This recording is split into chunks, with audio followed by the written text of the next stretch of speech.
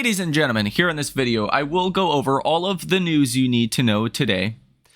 What to expect coming next week. Now, there's two clips I'm also going to share with you from CNBC, one of which is Ray Dalio that warns he's not even concerned about a recession. He's concerned about something much worse, something more like a depression. That's only about a minute long. I have another clip with you from Katie Stockton that says you should probably reduce risk right now, that markets are probably going to revert lower in the coming weeks. Now, here on this channel, you know I am under the view that things are probably going to get better from here, not worse. Now, obviously, what depends or dictates if things get worse from here is policy, which is under one guy's control. It's very hard to read Trump and what his next plan is, but it seems like there's going to be trade deals done with Japan, with the EU, with likely Canada and Mexico, India. China's a bigger question, and that's the important one. As I've explained to you guys here on this channel many times now, the day that China comes to the table to negotiate is the day essentially this correction or crash is over, okay? And that could happen at any time, or it may not happen at all. So it's very difficult to kind of weed through that and try to time that out, if you will. Now, the other issue is, let's be honest, the S&P is down, like, let's get a precise, measurement here. The S&P is down somewhere in the neighborhood of 14%, give or take, from all-time highs. You were down about 22% from all-time highs. But the whole time, nobody was actually expecting these tariffs would go in effect and stay in effect. If that were the case, the S&P would be at 300, or the SPY, right? The SPX would be at like 300. From here, that would be substantial downside.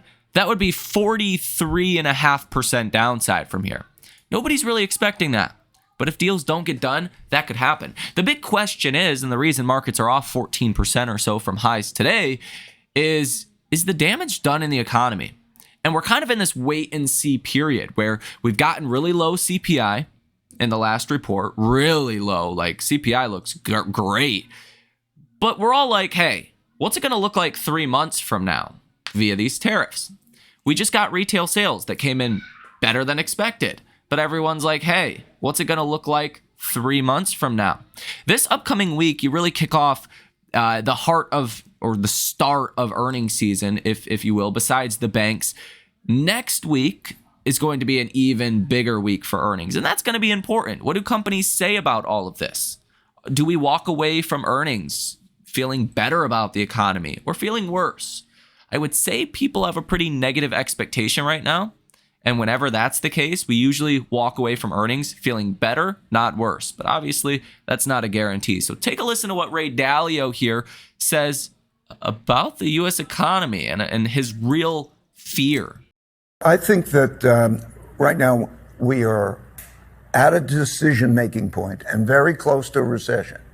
And I'm worried about something worse than a recession if this isn't handled well. A recession is 2 negative quarters of GDP, and whether it goes slightly there, we always have those things. We have something that's much more profound.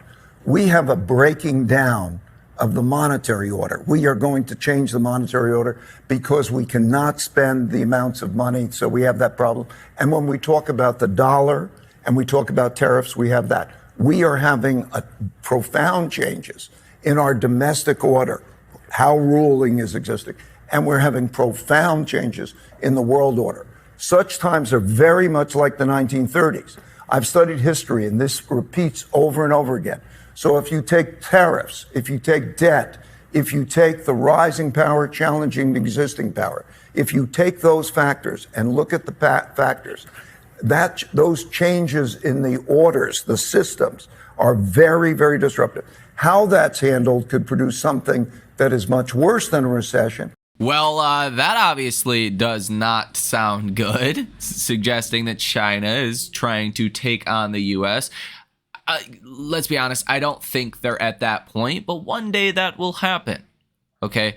And what Ray Dalio says here is something you should keep in the back of your minds for I mean, for the foreseeable future. Now, before we get into the rest of the information, I think you need to hear in this video, not even like a want, but I think you need to hear this. Take a listen to this clip. It's about 4 minutes long. It says investors should use the relief rally to reduce exposure. And there's actually quite a bit of commentary on Bloomberg, CNBC, Schwab, all of your, finance channels that are actually saying the same thing, that markets are going to get worse from here, not better. In the meantime, Katie Stockton is here. She's Fairlead Strategies founder and a CNBC contributor. You still trying to rely on technicals in a market that's totally whipsawed by what happens coming out of Washington, Katie? Well, this is where it's really even more important, I would say, than usual. When we see this kind of volatility, I think it's important to take some of the emotions out, and that's indeed what technical analysis does. So we feel like this is the time to be focused just on the indicators and not get too mired in all the headline risk. We have key levels that we can use for guidance in terms of risk and also reward potential during these pretty violent relief rallies that the market is prone to. So I think it's very helpful right now, especially, and I do think there's some real deterioration. But do you want to talk, what's your favorite indicator? S&P, NASDAQ, where are you getting, what's most helpful to talk about, do you think? We usually start with the S&P 500, okay. And we do start top down. We go to the sectors and the individual names to support that. Everybody's super hyper focused, I would say, on the market internal measures. Those are things like breadth and sentiment. But in reality, those can be very good short-term indicators of extremes. But even the extremes that we saw into the downdraft, those can be found in the middle of bear market cycles. So I don't want to spend too much time on those internals and rather kind of stick to price. All right, then where are we then? The S&P 500 has obviously a breakdown below a couple of support levels. The support now that we're watching is around 51.26 to 51.33. It's based on 2 Fibonacci retracement levels. Those are key levels. And below that, if we were to see a more decisive breakdown for us, that means 2 weekly closes below, the targeted resistance level would become about 4,500. That's approximately 15% below current levels. So that to us frames downside risk should we see downside follow through. And we are looking for this relief rally to continue here near term, but ultimately to fail for potentially a lower low. So we think there's still risk. We've been encouraging folks to use the relief rally to reduce exposure. We like gold. We like short-term treasuries. There are places to sort of park your money while this is happening. So you think eventually we'll say the S&P was closed in a bear market at some point? I think we're already in the midst of a bear cycle, and you can see that in the long-term gauges like our monthly MACD indicator. Those have widespread sell signals, and they're pretty new sell signals too. We last saw them towards the beginning of 2022. That's why we want to take it seriously as potentially the earlier innings of this down cycle, as opposed to the culmination of it, and be respectful of those long-term metrics. Yeah. And eventually we do look for the secular bull trend, which is still intact, to resume. I think that may be either later this year or sometime 2026. Have we seen gold and Bitcoin diverge, and why? I just think Bitcoin's being treated like a risk asset. The correlations between Bitcoin and the NASDAQ 100 are high right now, but they are cyclical. It's kind of funny. They sometimes or Bitcoin and cryptos are sometimes viewed as risk assets, sometimes more aligned with gold. So we'll see how that flushes out. But right now it's being treated as a risk asset. And gold has really been the only place to be where there's positive momentum. Dang. So she actually says we are at the start of a bear market. That would mean at least another 6% lower. But what she's kind of getting at here is we could fall a lot more from current levels. Now, I like to take things back to basic principles, okay? What moves markets? Emotions in the near term and expectations. What moves markets longer term, 3-4 quarters out, is earnings, right? You can have all the negative emotions you want, but if earnings are coming in good and valuations are getting even more attractive at the same time, theoretically stocks are low and earnings are coming in good, right? Stocks getting cheaper. over time, that tends to move stock prices higher. Now, from my general, basic principles standing, you fell 22%. Okay, you were at a high level. Yes, I know that. So how bad is that really? It's up for debate, but it's 22% nonetheless. There was a lot of fear. The CNN Fear and Greed Index hit 3. Now, if we are going to revert back to those lows, you need to see a lot more fear come back into our markets. Not just tariff fear, but actual recession fear. Here's the problem with that. Consumers spend all of their money. I don't know how many, people you guys know, but basically everyone I know spends all of their money. I'm kind of the weird guy that saves and invests and does all that. And, we'll see the results of that years and decades down the line, okay? People spend all of their money as long as they have a job, and there's 7 million job openings. And people are really not getting fired, okay? At least as of now. So until you see weakness in the labor market, I think it's going to be difficult for substantial further consumer weakening. Consumers have been in a bad place for years and they continue to spend. Yeah, albeit on credit cards. Now, here's where things get really nasty for markets. If we don't get trade deals, if tariffs are too high with trade deals, and we have economic pain.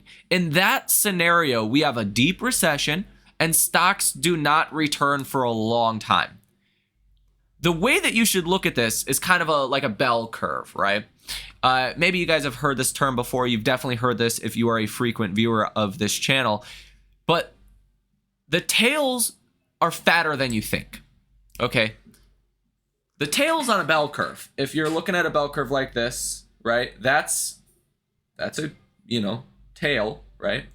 You go up, that's a tail as well, okay? So positive tail, negative tail. The saying the tails are fatter than you think means they're actually more likely than you'd think. The negative outcome or the positive outcome.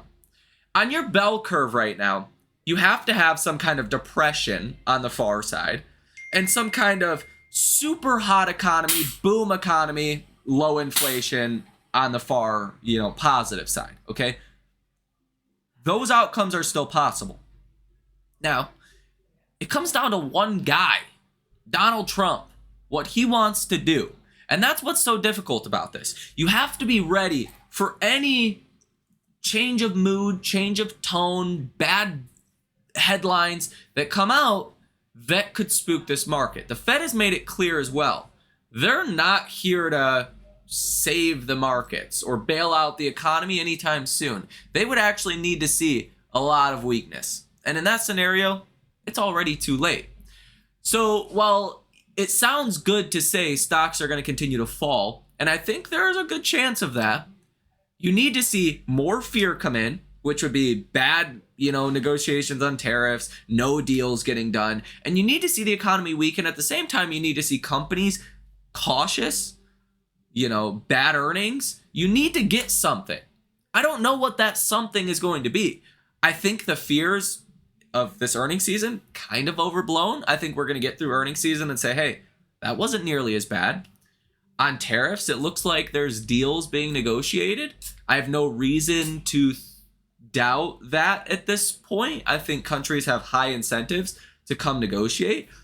And really, new highs in markets or 20% lower potentially just comes down to China.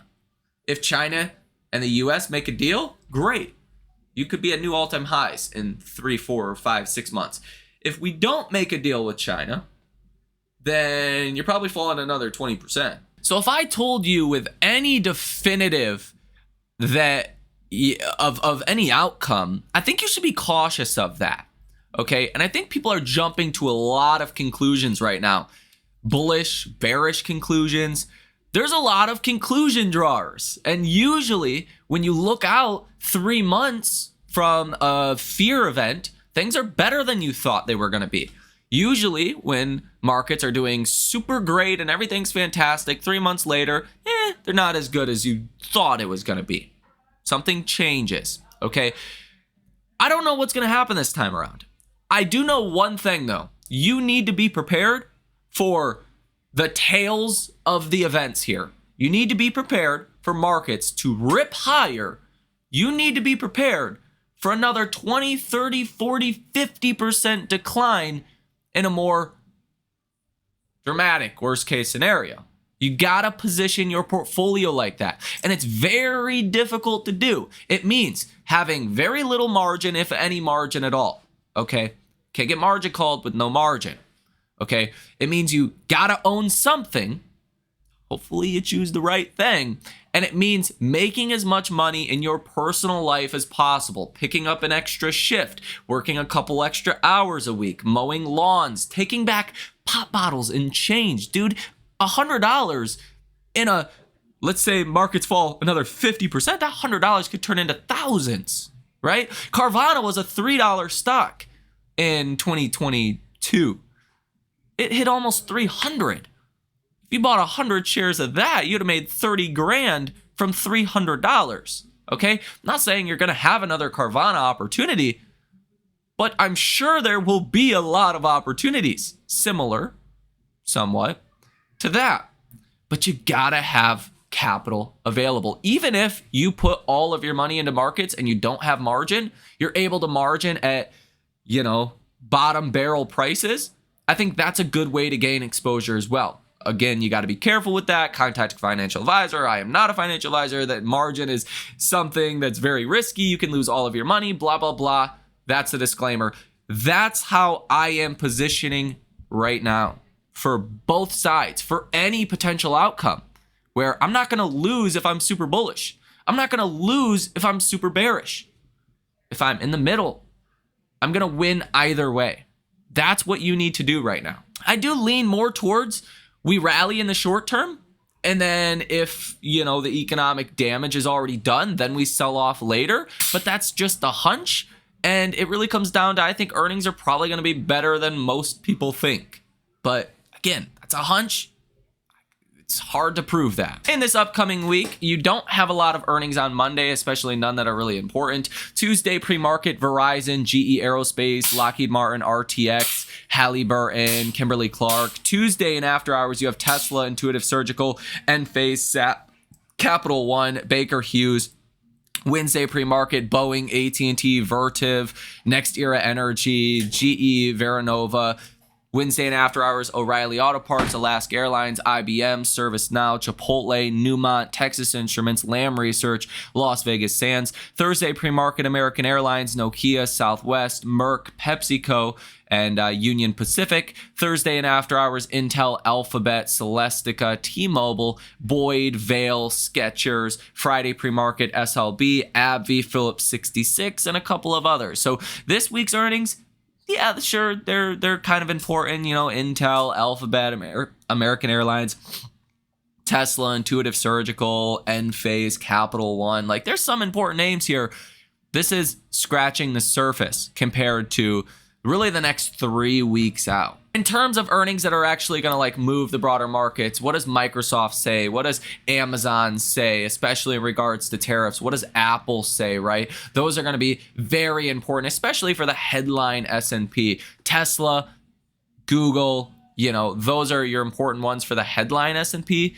But again, we're not going to draw too many conclusions based on car AI company like Tesla and advertising company like Alphabet. Both of those companies should be relatively insulated versus the others that I mentioned in regards to tariffs. In this upcoming week, Monday, you really don't have anything. On Tuesday, you have Fed Jefferson and Fed Harker that speak. You have Fed Kashkari that speaks, 2-year bond auction, Fed Kugler that will speak. Wednesday, Fed Beth, that's a new one. Fed Goolsbee, Fed Waller, S&P Global Composite PMI, Manufacturing PMI, and Services PMI.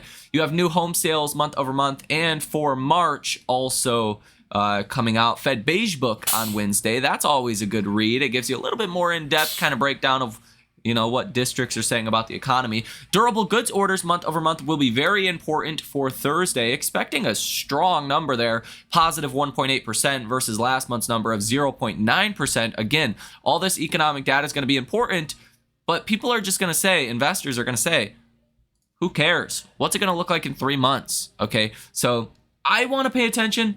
I don't know how much it's actually going to be important or move markets per se. You have Kansas Fed Composite Index, Manufacturing Index as well, 7-year bond auction, and Fed Kashkari that speak on Thursday. On Friday, you have final numbers for April's Michigan consumer sentiment, specifically 5-year and 1-year inflation expectations are really what people pay most attention to. But current conditions and consumer expectations have also plummeted recently, and I think that is probably a little bit more important to pay attention to in all reality, because those numbers are starting to get very, very low, and that could turn out to be a problem. So again, I'm relatively bullish over the next 2-3 weeks as we go through earnings season. I think we're probably going to get closer to deals getting done versus further away. We've gotten strong signs of India, Japan, again, Europe, and Canada and Mexico coming to the negotiations table to make some deals. China's the big one that is the most important. So obviously, that's really the end-all, be-all. We make a deal with China, we're good. If we don't, we got a lot more downside. But we have 90 days. So next 2 or 3 weeks, I think you're kind of in a sweet spot for markets to move higher. But again, you got to prepare for any outcome here on a wide range of spectrums of outcomes. So again, let me know your thoughts down below in the comment section. Ladies and gentlemen, have a fantastic rest of your day, and I will see you in the next one.